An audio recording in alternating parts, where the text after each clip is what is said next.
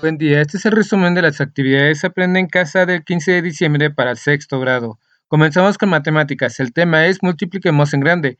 Comenzaremos con algunas ideas que te darán de utilidad para abordar los desafíos y aprender de su resolución. Se puede resumir en las siguientes preguntas. ¿En qué situación prestamos atención a números grandes? ¿En qué situaciones pueden ser de utilidad multiplicar números grandes? ¿Cómo llevamos a cabo la multiplicación de números grandes? En México, según el Instituto Nacional de Estadística y Geografía, en 2015 se tenía una población de 119.938.473. De esta población, cerca de 18.600.000 niños y adolescentes tenían entre 5 y 14 años, por lo que debería estar estudiando la educación básica, preescolar, primaria y secundaria. Sin embargo, se estima que actualmente hay una población de 125 millones de personas. Hace un par de semanas se estimaba que la cantidad de personas que habían sido contagiadas del COVID-19 en México era de 1.258.510. Podemos saber que eso corresponde aproximadamente al 1% de la población. ¿Lo ves? Si somos 125 millones de habitantes y hay 1.258.510 personas contagiadas, eso corresponde al 1%. Ahora, si te das cuenta, un año es el tiempo que tarda la Tierra en dar la vuelta alrededor del Sol y para nosotros es un ciclo de nuestra vida en el que crecemos y aprendemos muchas cosas, pero 10.000 años es el tiempo que condensa la mayor parte de lo que conocemos de la historia de los seres humanos. Veamos otro par de ejemplos en los que serán de utilidad hacer algunas multiplicaciones. El estado de Chihuahua es el más grande productor de manzanas de nuestro país. En el último año se produjeron 24 millones de cajas de manzanas que pesaron 480.000 toneladas. Si sabemos que el promedio de 6 manzanas pesan 1 kilo, podríamos plantearnos varias preguntas. ¿Cuántos kilos de manzanas caben en una caja? ¿Cuántos camiones con capacidad de carga de 2 toneladas se necesitaría para llevar las manzanas a los ranchos o a los puntos de venta? En promedio, ¿cuántas manzanas se vendieron? Se ha encontrado que en México todos los días en promedio una persona produce 0.944 kilogramos de basura y que la mayor parte de la basura que se genera proviene de espacios ocupados por personas para vivir, trabajar o transitar cotidianamente, viviendas, edificios, calles y avenidas, así como los parques y jardines. Imagina qué sucede cada día en una ciudad pequeña de 10.000 habitantes, en una de 100.000 habitantes o en una ciudad mediana de 1 millón de habitantes. ¿Cuánta basura se genera en un día? ¿Qué sucede en una semana? ¿Qué pasa en un mes? Realiza las operaciones en tu cuaderno para responder las preguntas. El reto es el siguiente: repasa las multiplicaciones que realizaste en este día. Seguimos con ciencias naturales. El tema es protección de especies en peligro de extinción.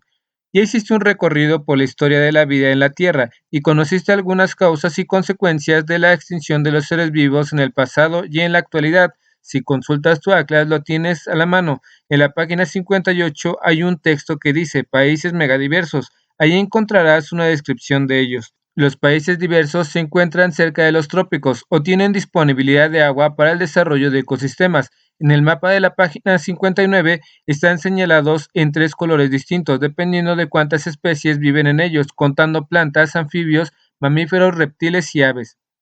Los que están en tono verde más oscuro tienen de 40.000 a 60.000 especies. Luego tenemos los países que tienen más de 20.000, pero menos de 40.000 especies, dentro de los que está en México. Y finalmente en azul claro, los países que tienen más de 10.000 especies y menos de 20.000.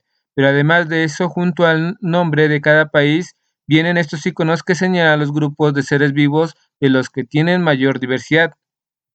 México tiene señalado los grupos de las plantas, anfibios, mamíferos y reptiles, algo que influye mucho en esta diversidad.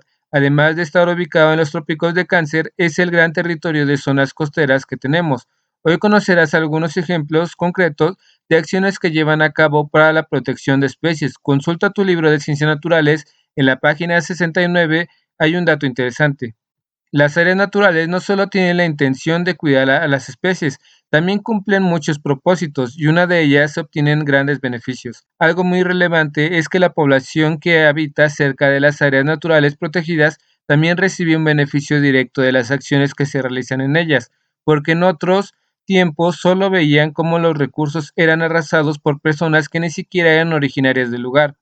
Ahora se aprovecha la experiencia de la comunidad que conoce el recurso y que implementa formas de aprovecharlos de manera sustentable.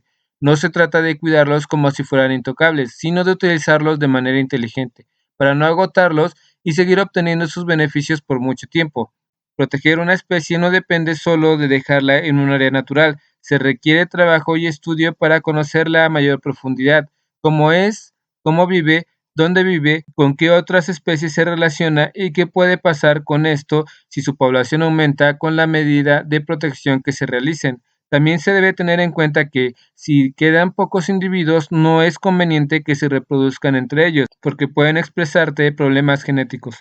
El reto es el siguiente: investiga qué área natural protegida y si alguna de ellas es cercana a tu lugar donde vives, anota sus características, dónde se ubica y qué se hace ahí.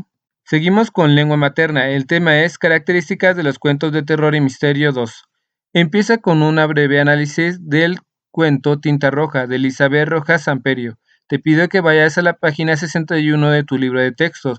Recuerda qué estructura tiene un cuento. Tenemos 4 ilustraciones, 4 momentos del cuento de la tinta roja, 4 palabras y 4 conceptos que relacionaremos. Primero veremos las imágenes en orden y comenzaremos lo que sucedió en cada momento. Después relaciona los momentos del cuento y su concepto. También debes ir construyendo a tus personajes, sus características psicológicas, físicas, su historia de vida, etc. Otro aspecto importante es que del uso de los adjetivos para llevar a cabo descripciones en cuentos de terror y de misterio. Para ello, lee el ejemplo que aparece en la página 61 del libro de texto español. Vamos a la actividad 2. Mira las siguientes imágenes y escribe en tu cuaderno un adjetivo que genere suspenso o miedo. Ahora observa unos ejemplos tomados del cuento Tinta Roja. Para seguir analizando las características del cuento de terror, pasa a la página 62 de tu libro de texto de español para reflexionar sobre las preguntas que ahí se encuentran. A continuación, te explicamos algunas de las particularidades fundamentales de los cuentos de misterio. La atención determina tanto el comportamiento de los personajes como la percepción del lector. La atención es generada, en buena medida, por la incertidumbre. La presentación de los hechos decisivos suelen irse retrasando, los hechos inesperados son frecuentes y ayudan a incrementar la atención y la incertidumbre. Es común que el protagonista de esta clase de textos sea un detective, cuya función tiene a ser la de investigar y resolver un crimen o un misterio. El final suele ser sorpresivo. La resolución del misterio del crimen es con frecuencia lógica, aunque también puede estar determinada por lo sobrenatural. El reto de hoy es el siguiente. En tu libro de lecturas hay un cuento de Edgar Allan Poe que se llama El corazón del Ator. Te invito a que lo leas. Seguimos con la historia. El tema es Alejandro Magno, un niño nutrido por la cultura griega. Dibuja en el centro de tu hoja de cuaderno a Alejandro Magno y en otra hoja dibújate tú en el centro. Alejandro Magno recibió una educación muy completa desde que era niño. Fue educado en un contexto donde la educación militar era fundamental, por lo que su madre contrató al pedagogo Leónidas para que lo educara física y militarmente. Como parte de su educación física recibió enseñanzas enfocadas en tácticas militares y en el dominio de armas. Por el contrario, la educación física que recibimos nosotros está enfocada al entrenamiento físico para la salud, el bienestar y el desarrollo de la motricidad. También fue instruido en política, era heredero del trono del rey Filipo II en Macedonia. Tuvo un magnífico mentor que le instruyó en política, Aristóteles. Alejandro recibió educación política con la intención de que adquiriera las habilidades necesarias para regir con base en la justicia, la tolerancia y la formación en retórica para comandar y guiar tropas. Nuestra educación cívica y ética gira en torno a las prácticas de valores, a la toma de decisiones individuales y colectivas, el conocimiento de derechos y obligaciones como ciudadanos de un país y a conducirnos con ética. Fue educado en la literatura griega clásica, con la lectura de poemas épicos, líricos y trágicos, lo que se le permitió desarrollar una admiración por Aquiles y una reflexión sobre los textos que leía. Nosotros, al igual que Alejandro, podemos tener algún texto que haya marcado nuestro espíritu y nuestra forma de ver la vida. Por ello es importante el fomento a la lectura. Aristóteles también enseñó a Alejandro la observación de los seres vivos, pues Aristóteles pensaba que debía conocer el mundo a través de la observación y la experimentación. En la actualidad seguimos estudiando los seres vivos, los fenómenos naturales y el proceso del conocimiento científico. En el esquema de Alejandro podemos agregar el estudio de la medicina y su aplicación en el tratamiento de heridas. En el esquema del estudiante podemos anotar el estudio de ciencias naturales y de los seres vivos.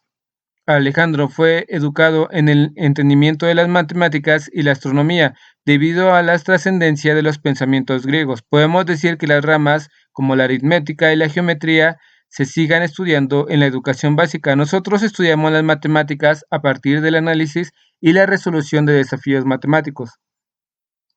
A Alejandro también se le enseñó acerca de la geografía de los territorios aledaños al Mediterráneo. Además, recibió enseñanzas en disciplinas como historia, geografía y filosofía, lo que le ayudó a entender y ampliar su visión sobre el mundo que conocía y que conoció. Y en el esquema como estudiante podemos agregar que, de igual manera, recibimos educación en historia y geografía para el conocimiento de hechos históricos y espacios geográficos.